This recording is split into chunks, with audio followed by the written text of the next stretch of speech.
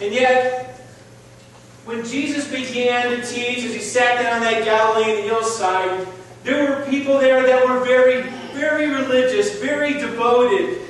And what they thought was serving God. They understood that God had said that they weren't to have any other gods before Him. They understood the idea that God had said, I'm a jealous God. But yet there's one of those things, there are a lot of things in life that can become something that turns our attention away from God. And in truth, in reality, money is one of those things. A.W. Tozer wrote many years ago in his book, I Talk Back to the Devil, he says, money often comes between men and God. He said, someone has said that you can take 2 small 10-cent pieces, just 2 dimes, and you can shut out the view of a panoramic landscape. Go to the mountains, just hold those 2 coins closely in front of your eyes. The mountains are still there, but you cannot see them at all because the dime is shutting out the vision of your eyes. Just 2 coins. Many people have read Rick Warren's book, The Purpose-Driven Life. He says one of the most common myths about money is that having more will make you more secure. But the truth is it won't. Wealth can be lost instantly through a variety of uncontrollable factors. I mean, all we have to do is pick up the latest news magazine or pick up the daily newspaper or turn on 24/7 news and you see things where money just disappeared. People who got involved in Ponzi schemes. People look at their 401ks and their investments and what is no longer there.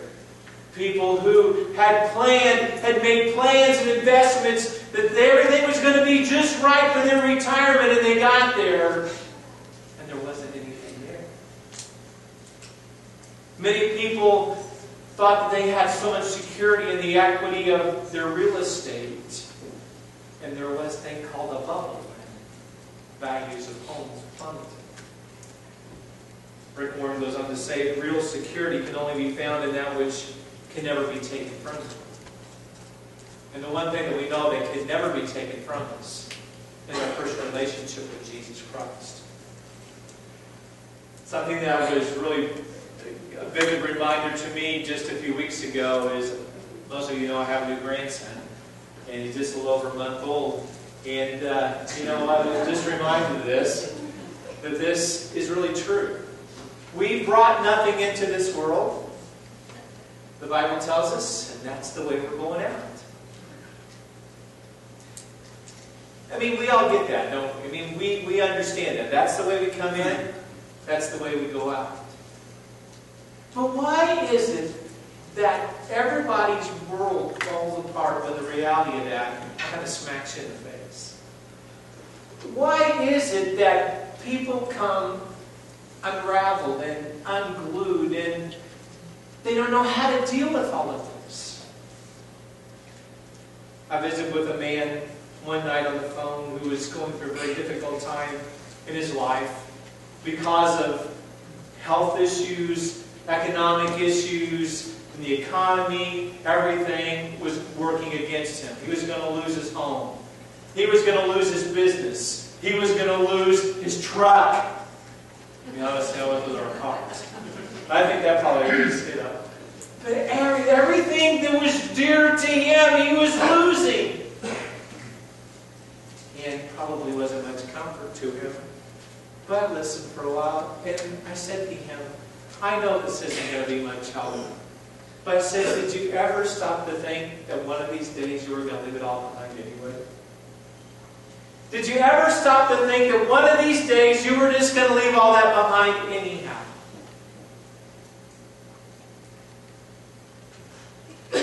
Paul told Timothy as he wrote to him as someone who was going to be teaching and leading other Christ followers in the city of Ephesus. He said, command people who are rich in this world and I know a lot of times we have this idea that you have really huge, deep bank accounts and just tons of money. But I think, as he wrote in that day, to be rich is to have clothes on your back, and food to eat, and shelter.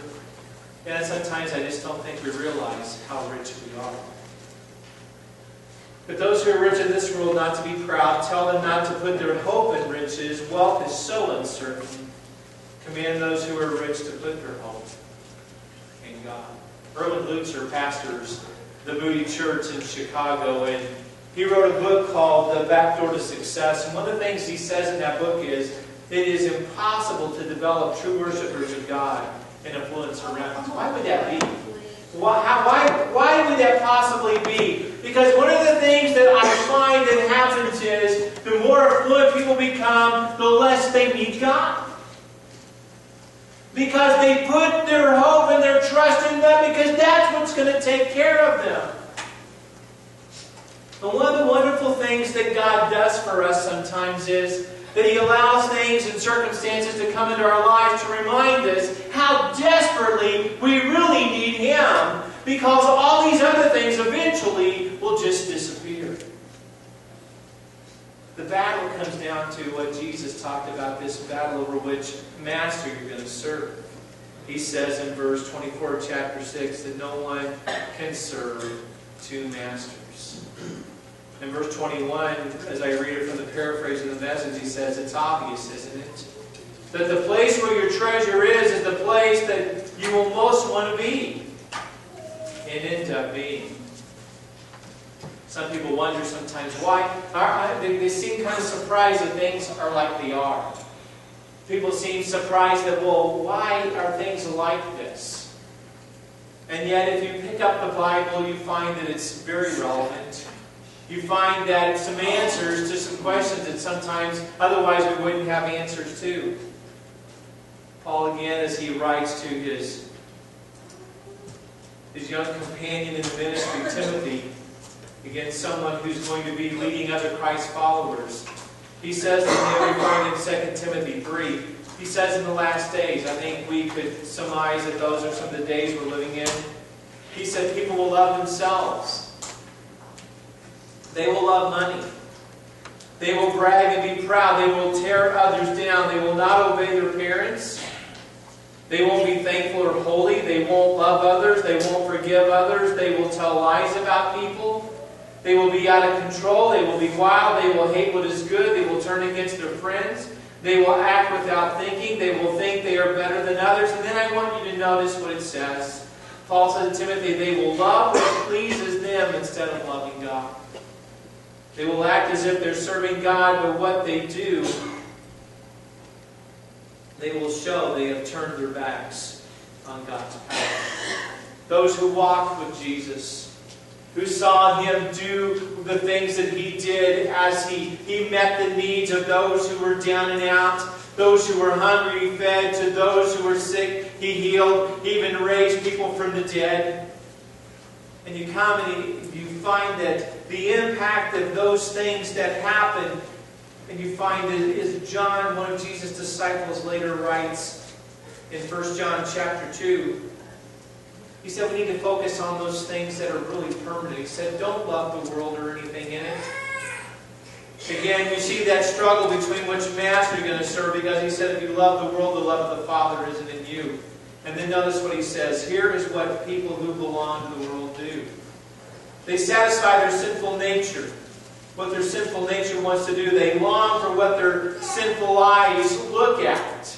We'll talk about that in a minute. They brag about what they have, what they do. All of this comes from the world that doesn't come from the Father. The world and its evil longings are passing away.